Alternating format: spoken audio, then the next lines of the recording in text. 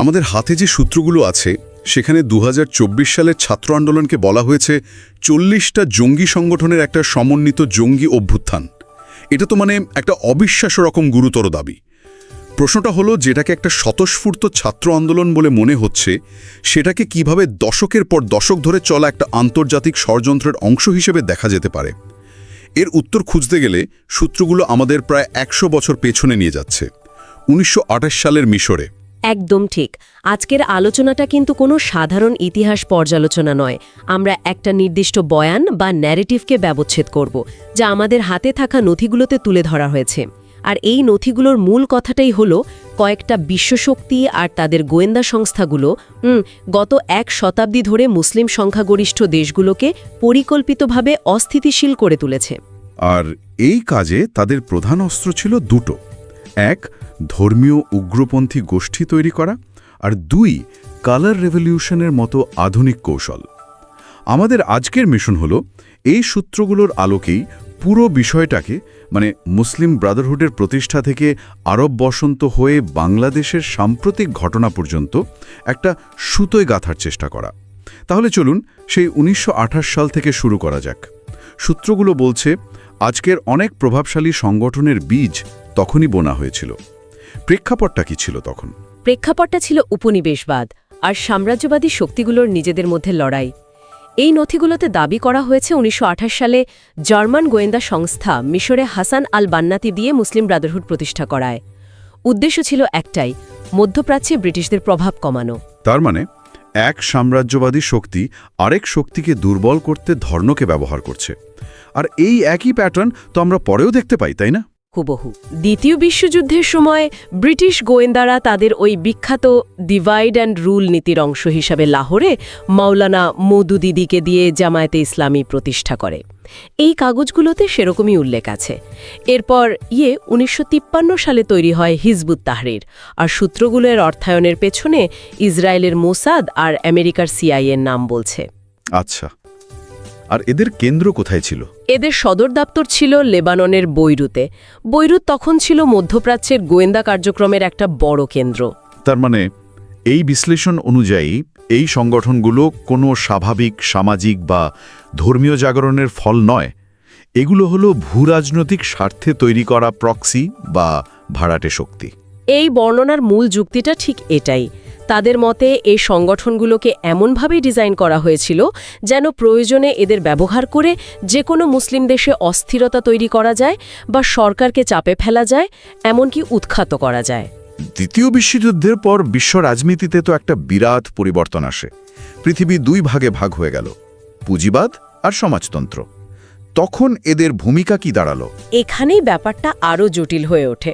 সূত্রগুলো বলছে, আমেরিকা তখন বিশ্বজুড়ে পুঁজিবাদের নিয়ন্ত্রণ প্রতিষ্ঠা করতে চেয়েছিল, আর এর জন্য তাদের দরকার ছিল অনুগত রাষ্ট্র, বা বলা যেতে পারে গোলাম রাষ্ট্র। ব্রিটিশদের হাতে তৈরি জামায়াতে ইসলামীর মতো সংগঠনগুলোকে ১৯৪৭ সালের পর মার্কিন গোয়েন্দা সংস্থা সিআইএ তাদের নিয়ন্ত্রণে নিয়ে নেয়। নথিগুলোতে এমনটাই দাবি করা হয়েছে। অর্থাৎ শত্রু বদলে গেল, ব্রিটিশদের জায়গা নিল সমাজতন্ত্র। ঠিক। এর সবচেয়ে বড় উদাহরণ হিসেবে পাকিস্তানকে দেখানো হয়েছে। ১৯৫৪ সালে সিএটিও বা south east Asia treaty organization নামে একটা চুক্তি হয়। আপাতদৃষ্টিতে এটা ছিল একটা সামরিক জোট, কিন্তু সূত্রগুলো এটাকে পাকিস্তানের জন্য একটা চিরস্থায়ী গোলামির চুক্তি হিসেবে বর্ণনা করছে। কিন্তু এই ভূরাজনৈতিক লড়াইয়ের সাথে জামায়াতে ইসলামীর মতো সংগঠনের সম্পর্কটা কি? সম্পর্কটা হলো আদর্শিক। সমাজতন্ত্র তো ধর্মকে আফিম বলে মনে করত, আর এর ভীতি ছিল শোষণহীন সমাজ। তাই এটা গরিব দেশগুলোতে খুব জনপ্রিয় হয়ে উঠছিল।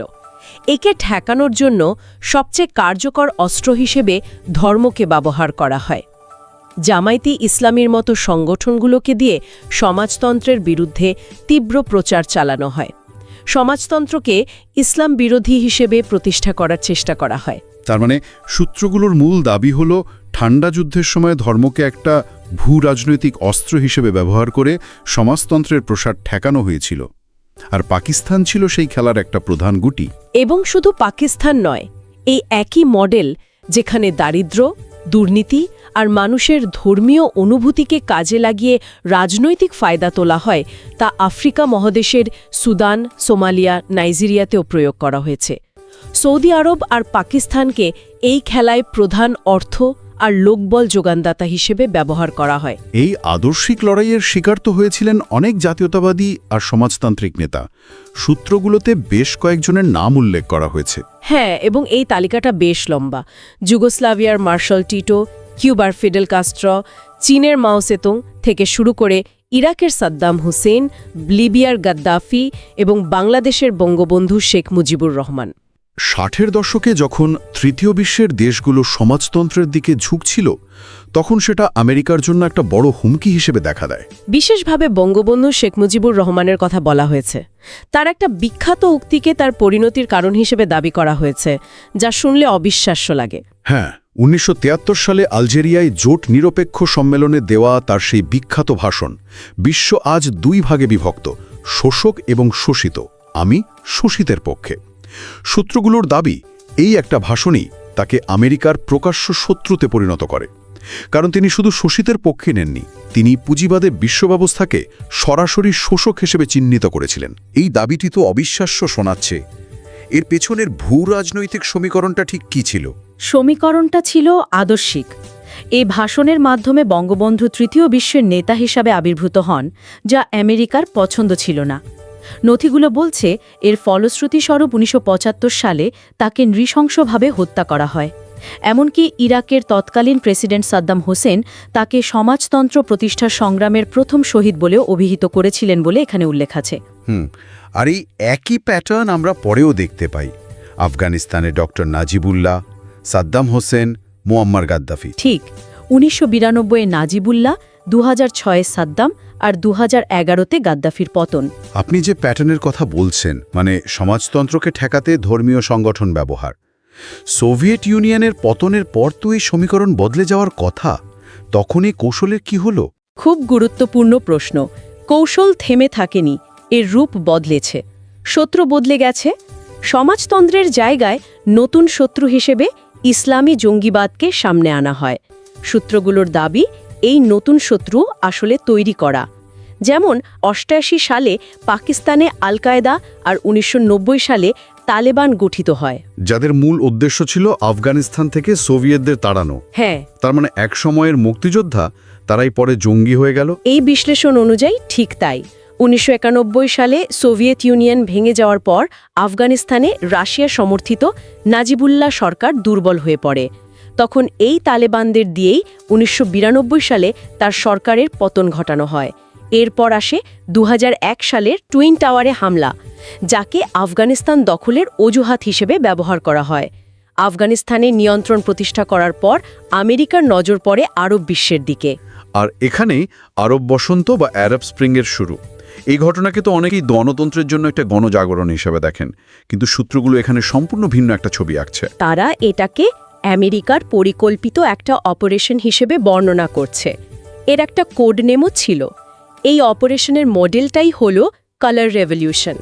আচ্ছা, যারা এই কালার রেভলিউশন শব্দটার সাথে পরিচিত নন, তাদের জন্য একটু সহজ করে বলবেন সূত্রগুলো অনুযায়ী এটা আসলে কি? অবশ্যই।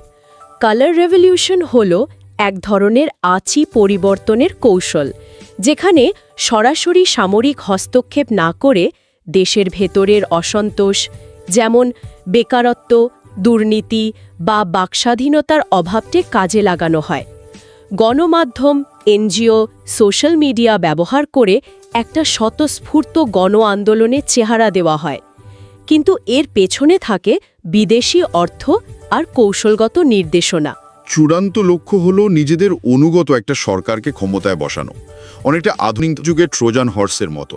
একদম। তার মানে আরব বসন্তকে এই সূত্রগুলো একটা সাজানো নাটক হিসেবে দেখছে। হ্যাঁ, 2010 সালে তিউনিশিয়ার এক ফল বিক্রেতার আত্মহত্যার ঘটনাকে কেন্দ্র করে যে আন্দোলন শুরু হয়, তাকে এর সূচনা হিসেবে দেখানো হয়েছে। এরপর অবিশ্বাস্য দ্রুতগতিতে মিশর, লিবিয়া, সিরিয়া, ইয়েমেনে একই মডেলের বিপ্লব ছড়িয়ে পড়ে। আর মিশরে হোসনি মোবারকের পতনের পর ক্ষমতায় আসে কে? মুসলিম ব্রাদারহুড, যাদের জন্ম সেই 1928 সালে বিদেশি গোয়েন্দা সংস্থার হাতে। ঠিক। সূত্রগুলো এই সংযোগটাই দেখাতে চাইছে। এই দাবিগুলো তো বেশ গুরুত্বপূর্ণ। অনেকের কাছে এগুলোকে ষড়যন্ত্র তত্ত্ব বা কনস্পিরেসি থিওরি বলেও মনে হতে পারে। সূত্রগুলো তাদের দাবির পক্ষে কি ধরনের প্রমাণ দেখাচ্ছে? প্রমাণ হিসাবে তারা ঘটনাগুলোর গতি, প্রকৃতি আর ফলাফলের দিকে ইঙ্গিত করছে। যেমন প্রত্যেকটা দেশে আন্দোলন খুব দ্রুত সহিংস হয়ে ওঠে। লিবিয়ায় গাদ্দাফিকে হত্যা করার জন্য বা সিরিয়ায় বাশার আল আসাদকে হটানোর জন্য আল কায়েদার মতো জঙ্গি গোষ্ঠীগুলোকে নেটো সরাসরি অস্ত্র আর অর্থ দিয়েছে বলে অভিযোগ করা হয়েছে। আর ফলাফল কি হয়েছে? গণতন্ত্র তো আসেনি, বরং দেশগুলো গৃহযুদ্ধে জড়িয়ে পড়েছে অথবা একটা অকার্যকর রাষ্ট্রে পরিণত হয়েছে। ইরাক, লিবিয়া, সিরিয়া সবগুলোই এর উদাহরণ। একদম। আসুন এখানে একটু থামা যাক। আমরা ইতিমধ্যে যা শুনলাম তা হলো সূত্রগুলো একটা দীর্ঘমেয়াদী পরিকল্পনার কথা বলছে। প্রথম পর্বে সমাজতন্ত্রকে ঠেকাতে ধর্মীয় সংগঠন তৈরি করা হয়েছে। দ্বিতীয় পর্বে ইসলামী জঙ্গিবাদকে নতুন শত্রু বানিয়ে কালার রেভলিউশনের মাধ্যমে সরকার পতন ঘটানো হয়েছে। এবার ওই পুরো প্রেক্ষাপটকে বাংলাদেশের সাথে মেলানো হয়েছে। হ্যাঁ, এবং নথিগুলো দাবি করছে আরব বসন্তের বছরেই, মানে 2011 সালে বাংলাদেশেও হিজবুত তাহরিরের মাধ্যমে একটা ব্যর্থ সামরিক অভ্যুত্থানের চেষ্টা হয়েছিল। এটা ছিল প্রথম চেষ্টা। এরপর থেকে বাংলাদেশে হরকাতুল জিহাদ বা হুজি আর জেএমবির মতো জঙ্গি সংগঠনের উত্থান ঘটানো হয়। এই সংগঠনগুলোর উত্থানের পেছনেও কি বিদেশি শক্তির হাত ছিল বলে দাবি করা হয়েছে? হ্যাঁ, সূত্রগুলোর অভিযোগ আরও সুনির্দিষ্ট। তারা বলছে 1993 সালে হুজি এবং 1998 সালে সাবেক ইসলামী ছাত্র শিবিরের নেতাদের দিয়ে জেএমবি গঠিত হয়, যাদের পাকিস্তান আর আফগানিস্তানে প্রশিক্ষণ দেওয়া হয়েছিল। এর পরপরই আমরা বাংলাদেশে সন্ত্রাসী হামলার একটা ধারাবাহিকতা দেখতে পাই।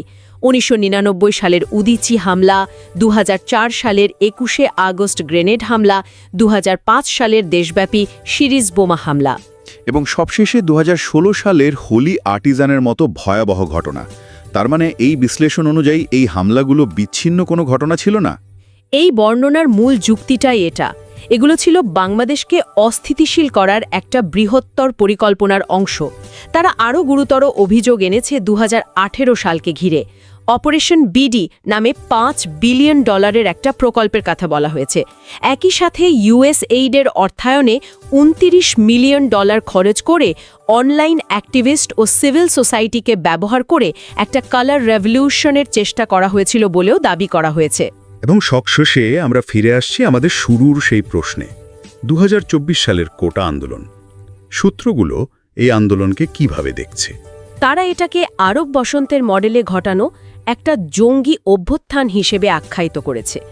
তাদের মতে কোটা সংস্কারের মতো একটা ন্যায্য দাবিকে সামনে রেখে এর আড়ালে 40টা ছোট বড় জঙ্গি সংগঠন একজোট হয়ে কাজ করেছে।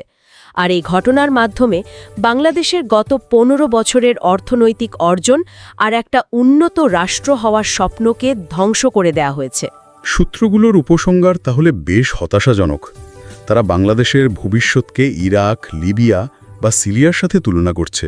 হ্যাঁ, তারা সাম্প্রতিক কিছু ঘটনার দিকে ইঙ্গিত করছে, যেমন ফরিদপুরের শিল্পী জেমসের কনসার্ট ভণ্ডুল করার চেষ্টা বা ধর্ম অবমাননার অভিযোগে সংখ্যালঘু সম্প্রদায়ের মানুষকে হত্যা করা। সূত্রগুলোর মতে এগুলো কোনো বিচ্ছিন্ন ঘটনা নয়, বরং এটা প্রমাণ করে যে বাংলাদেশ একটা অকার্যকর আর বর্বর রাষ্ট্রের দিকে এগিয়ে যাচ্ছে, যা ছিল এই দীর্ঘ পরিকল্পনার চূড়ান্ত লক্ষ্য। এই দীর্ঘ এবং জটিল বিশ্লেষণ শেষে আমরা একটা অত্যন্ত শক্তিশালী এবং বিতর্কিত দাবির মুখোমুখি হচ্ছি। তা হল, গত 1 শতাব্দীতে অনেক মুসলিম দেশের ইতিহাস কোনো স্বাভাবিক রাজনৈতিক বিবর্তনের ফল নয়, বরং এটি একটি বৃহৎ আদর্শিক লড়াইয়ে বহিরাগত শক্তির দ্বারা নিয়ন্ত্রিত হয়েছে। হ্যাঁ, এই নথিগুলো মুসলিম ব্রাদারহুডের জন্ম থেকে শুরু করে বাংলাদেশের সাম্প্রতিক ঘটনাবলী পর্যন্ত সব কিছুকে একটা সুতোয় বাঁধার চেষ্টা করেছে।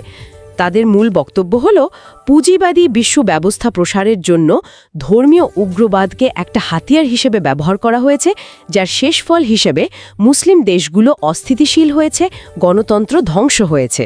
এই পুরো বিশ্লেষণ শোনার পর একটা প্রশ্ন মাথায় আসছে, সূত্রগুলো কি এই সংকট থেকে বেরোনোর কোনো পথের কথা বলেছে?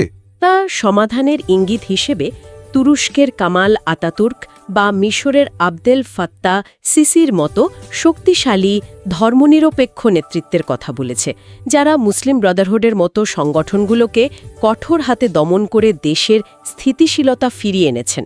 কিন্তু এখানেই আজকের আলোচনার জন্য আমাদের চূড়ান্ত চিন্তার খোরাকটা লুকিয়ে আছে। সেটা কি? এই পুরো বিশ্লেষণটা একটা দেশের অভ্যন্তরীণ সংকটের জন্য প্রায় শতভাগ বাইরের শক্তিকে দায়ী করে। এটা যদি সত্যিও হয়, তাহলেও একটা গভীর প্রশ্ন তৈরি হয়। একটা দেশের নিজের ভাগ্য নির্ধারণে তার নিজস্ব জনগণ, রাজনৈতিক নেতৃত্ব আর বুদ্ধিজীবীদের ভূমিকা ও দায়িত্বের জায়গাটা ঠিক কোথায়? সবকিছুই যদি বাইরের শক্তির নিয়ন্ত্রণে থাকে, তাহলে নিজেদের ভবিষ্যৎ গড়ার ক্ষেত্রে একটা জাতির নিজস্ব ক্ষমতা বা এজেন্সি, সেটা কি শুধুই একটা ভ্রম?